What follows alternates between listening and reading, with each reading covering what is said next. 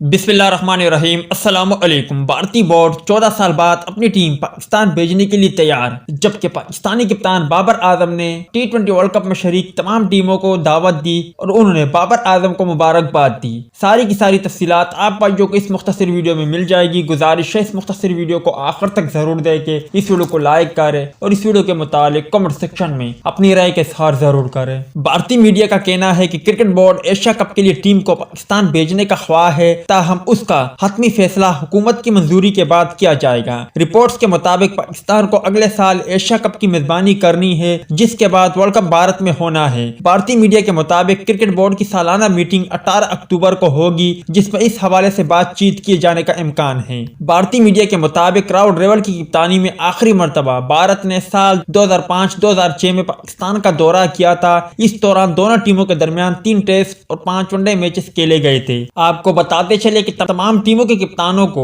بابر اعظم نے مدعو کیا، انہیں دعوت دی اور تمام ٹیموں کے کپتان بابر اعظم کے پاس پہنچے، جن میں بھارتی کپتان روہت شرما بھی شامل تھے۔ اس دوران جب بابر اعظم نے کیک کاٹی، تمام ٹیموں کے کپتانوں نے انہیں مبارکباد دی اور ان کے ساتھ گل مل گئے، جس پر شائقین کرکٹر طرح طرح کے تبصرے کر رہے ہیں۔ آپ اس پر کیا کہیں گے؟ کمنٹ سیکشن میں لازمی طور پر بتائیں۔